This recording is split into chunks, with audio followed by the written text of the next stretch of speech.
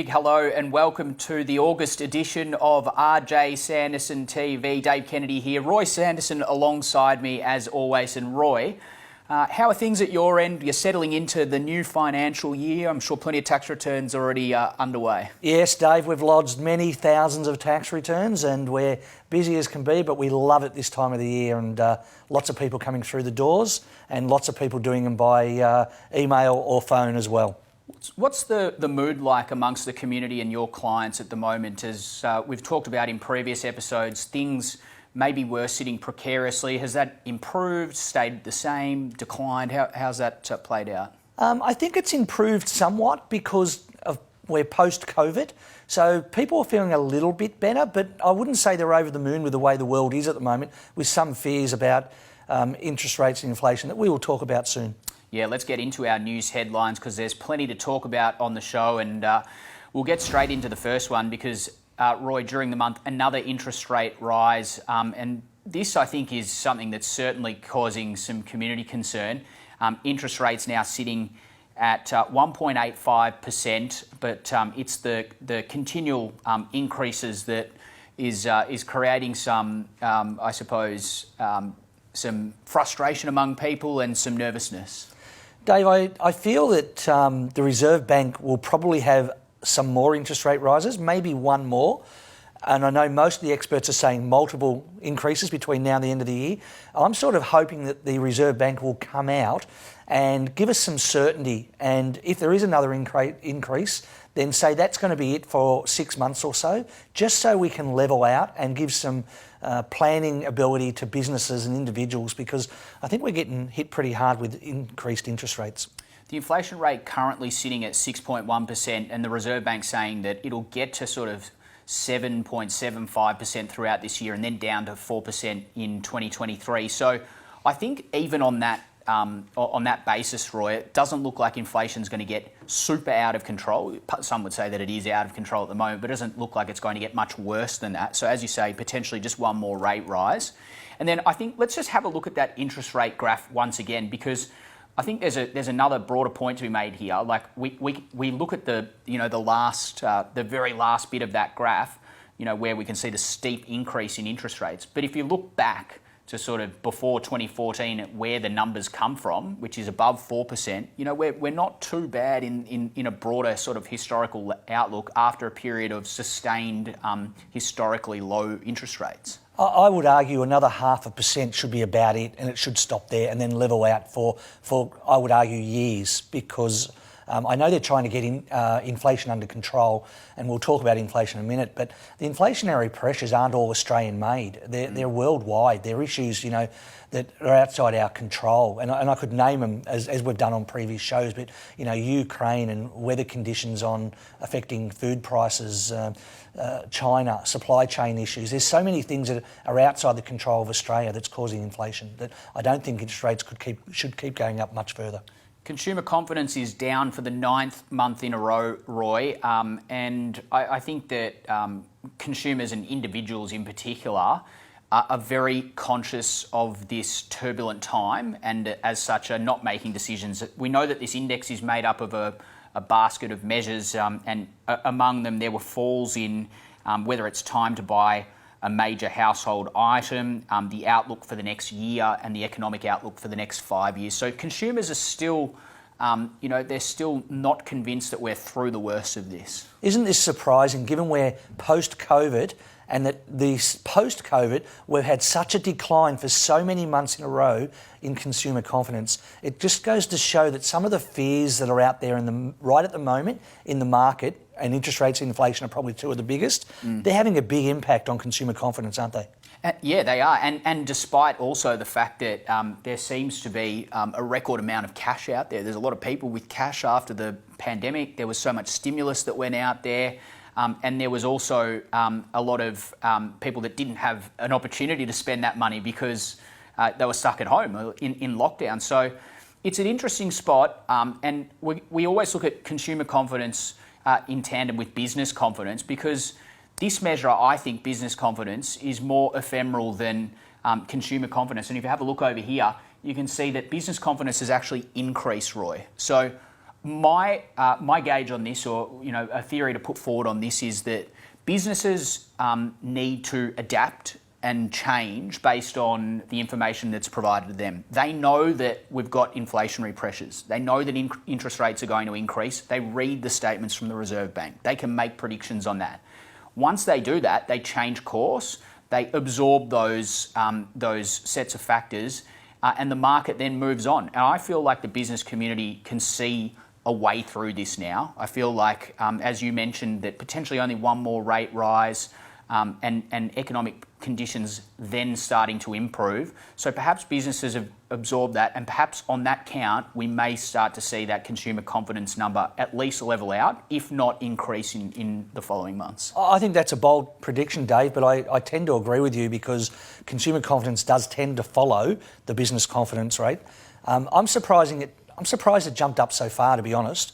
But I think that's great, and it's good that businesses are feeling confident. It should mean that the economy is in a better state than what we have been giving it credit for, or some of the fears about a recession might not be there, especially if businesses aren't feeling like there's a recession on the horizon. With inflationary pressure comes record high commodity prices, and Australian exports have hit new highs as well, Roy. You can see there that the export level has increased since October 2021, and it's continued to increase. And I think this is a good sign. And most of this export number is made up of an increase in commodity prices, an increase in volume of commodities being exported. So trade's starting to happen around the world. And I'll take you through to the next slide as well, Roy, because it's important to look at these two together. The balance of trade is also at a record trade surplus. So proportionately to the amount that we're importing, we've got a record level of imports, we've got a record level of exports, and a record trade surplus, which shows that there's plenty of activity going on overseas, whether they're importing from Australia or whether they're exporting to Australia. There's lots going on. This is fantastic news for Australia because it means that we're exporting more than we're importing.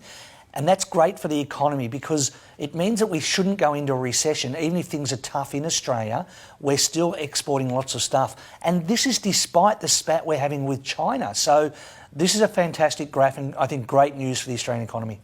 Before we get to property prices, I want to have a look at the stock market graph because, Roy, the last year of the stock market, we see plenty of volatility, but I think just lately, if you look at this, and we've mentioned that business confidence is on the rise. We've mentioned that although consumer confidence was down month on month, appears like it's starting to level out. Exports at record high, trade surplus at record high, imports at record high, and just have a look at that last month there on the Australian Stock Exchange. 3 week-on-week gains or weekly gains in the ASX, and perhaps the market indicating that things are starting to improve. We often get asked at RJS, when's a good time to invest in the stock market? And the response is always now, because there's never a bad time. Now, anybody who happened to have purchased when the market was at 7,400, they've only lost money if they've sold. And if they've held on and continue to hold on, I believe the 7,000 mark will be a thing of the history in 12 months or 2 years' time. Because if you look at the long-term stock market that we've looked at before on this show, every time we have a year where there's a decrease, like we've just had, then the following year is 99% of the time, it's an increase. So we're expecting good share market stuff over the next 1 to 2 years.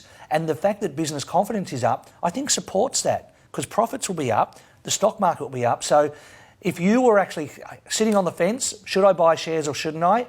Guarantee you, now is the time to talk to a financial planner. So reach out to one of our team or any financial planner, because it's very important that you get some advice before you buy stuff on the stock market. I think it was last year that you talked about, over 25 years, what's a better investment, property or shares? There is no right answer. The time to get in is now, so that you can start investing. But it is interesting, as we say, to contrast the stock market against property prices and dwelling prices. I think what we're actually seeing here, Roy, is as you say, just general instability that we see in the stock market all the time. And there's inherently with any investment there is instability and volatility. But if you hold over the long period of time, generally there's there is some value. But it looks like at the moment, month on month, Sydney down in dwelling prices, Melbourne down, and they've effectively eaten up all of those year-on-year gains. But still, some places and some parts of the country that have experienced huge year-on-year growth, like Brisbane and Adelaide. Yeah, this is interesting that now we are seeing in Sydney and Melbourne the last 12 months, the returns have been almost zero, 1.8 and 0.3, or 1.6 and 0.3, which is so low over the last 12 months. But if you remember 12 months ago, we actually said this was needed because the property market was going through the roof. So I don't see this as a bad thing where the property market has levelled out and been stable for the last 12 months. And I think that's a great thing. And I think property will continue to be stable for a short time, probably the next 2 years, and then we'll see some further growth, as we often do from time to time. Roy, we've sent you out on the tax beat with your notebook and pen, and you've come back with some major breaking news from the ATO. Talk us through this first major news update on ATO GST fraud. So what has happened here is the tax office have done some investigations and they've discovered that people have been promoting GST fraud by setting up new companies, and in that new company, which was fake, bogus, they were lodging business activity statements to get GST refunds. And this was being promoted on social media on how you could make money quite easily. The tax office did 19 search warrants, or executed 19 search warrants all at once, and they have got a list of 29,000 people who have committed this fraud in Australia. 29,000 people committed fraud. Why on earth would you put your livelihood at risk to get some what looks like cheap money, but with huge high risk? You were always going to get caught out. So yes, that is something. They suspect that there's over 40,000 people who have committed this fraud. So that's going to be a watch this space over the next couple of years as these people come to court and get charged. I mean, from the outside, Roy, and you would have a much clearer picture of this. I'm keen to get your thoughts, but there probably was this perception around the ATO that, very slow, very cumbersome, very bureaucratic. Sometimes, you would hold on to your returns for 5 years because sometimes the ATO would write to you 4 years after you'd lodged a return and say, there was a discrepancy there. But now, in this digital age, everything is digitised. You're just not going to get away with that kind of thing anymore. You're positively not going to get away with it. There is so much the tax officers have access to, and it's just not worth risking it either. So, the tax officers have lots of information, so just do it right, get it right the first time. It's not worth taking on the ATO because sometimes you lose, and sometimes you lose $1 billion in the case of Rio Tinto. Roy, take us through this one. Yes, this was a case that's been settled, and I picked it up because I felt that it's worth mentioning that Rio Tinto had a dispute with the tax office about price changes between Singapore and Australia. It's called profit shifting, where they price something in Singapore, price it differently in Australia, makes a profit look bigger overseas. So that's been in dispute for quite some time. But the settlement, $1 billion. We just need some more companies like that who are prepared to donate $1 billion, and our economy will be fixed. Perfect. Pump it into schools and education and all of the fun stuff from the mines. I say I agree with that, Roy.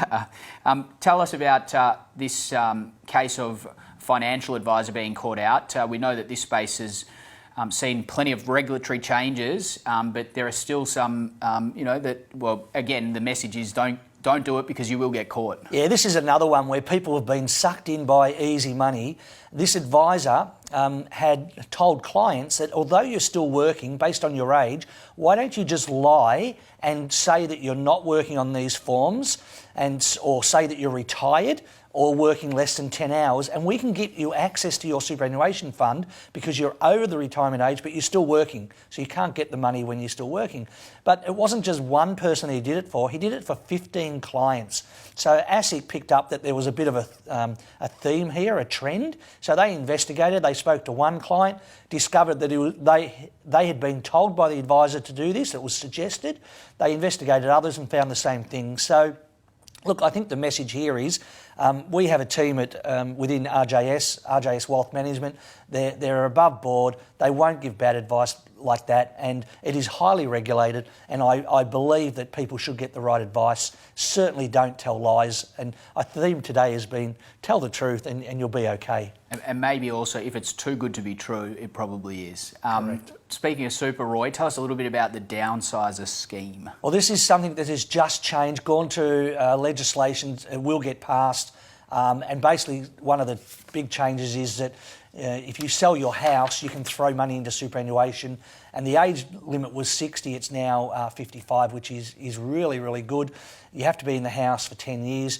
But the reason we do this, and the reason this is important, is because when you do get to retirement, any money that's in your superannuation fund is actually tax-free. So that's our push, that's our gain, our goal. We want more money in super when we hit retirement. And this is the ability for a husband and wife to put $300,000 each into super.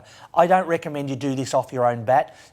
Seek advice from a financial planning firm who can help you. But this just gives you a bit of a teaser on some of these things that are available to increase your super in retirement. Yeah, and plenty of these things that are, as you say, available but complex and should be unpacked by experts. rjsanderson.com.au if you want more information.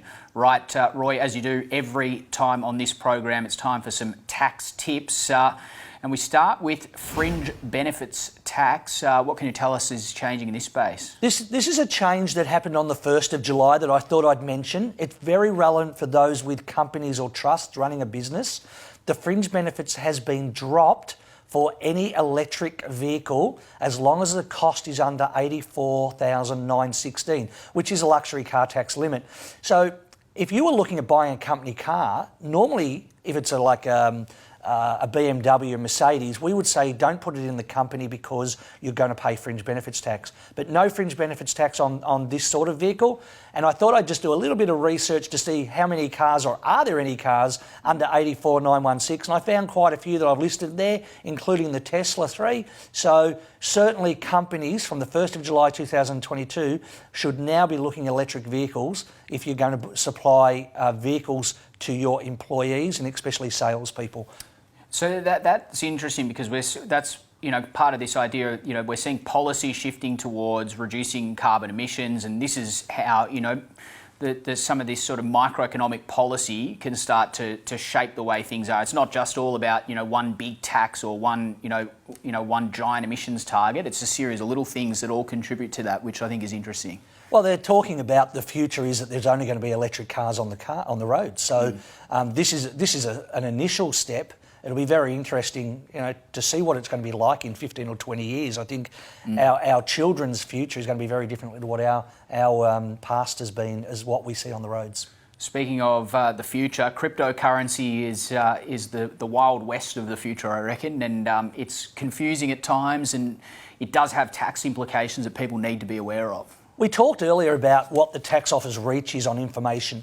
Now, I can tell you that the tax office already know if you've had cryptocurrency transactions. So to exclude it from your tax return is absolute madness.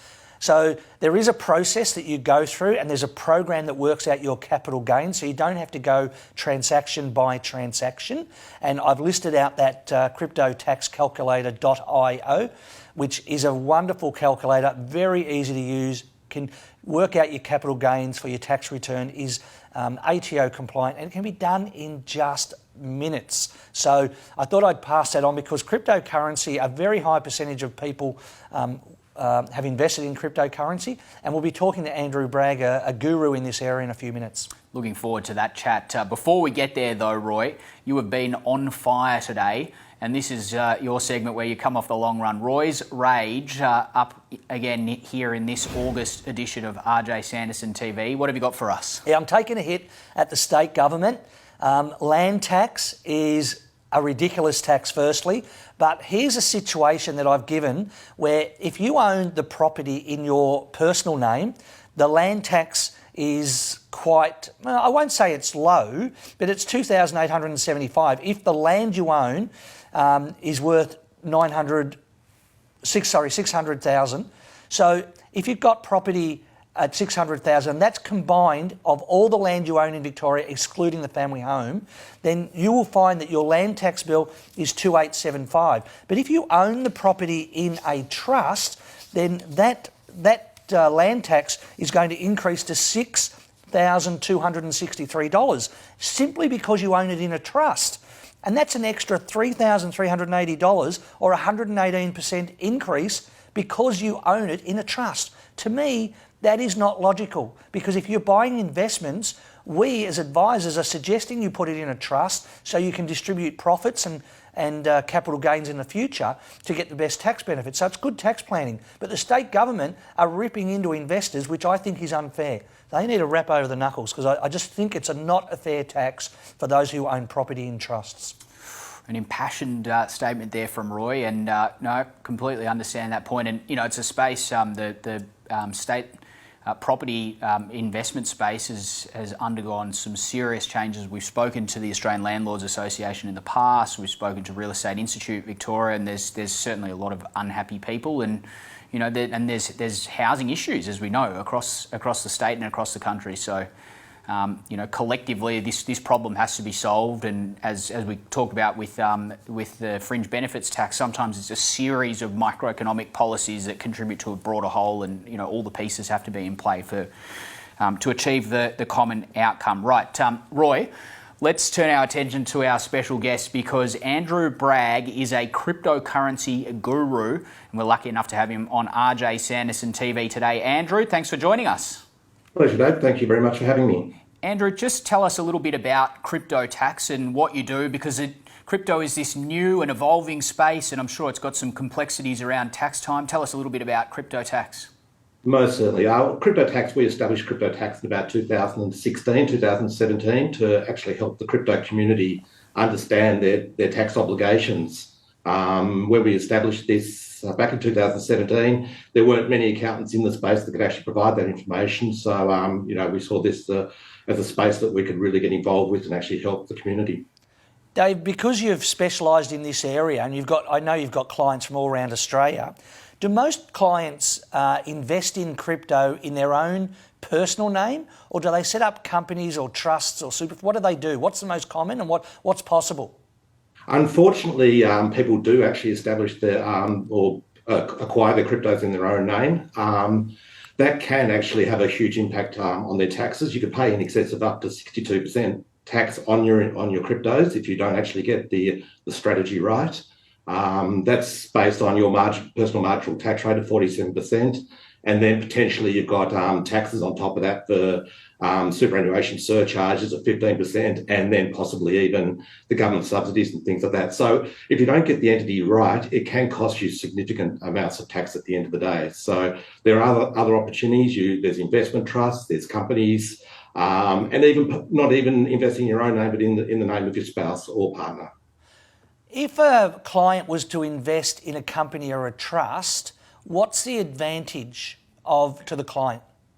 Well, the advantages are in a company, you've got a corporate tax rate of either 25% or 30%, depending on what areas of the crypto space you're operating in, whether you're carrying on an enterprise or whether you're an investor.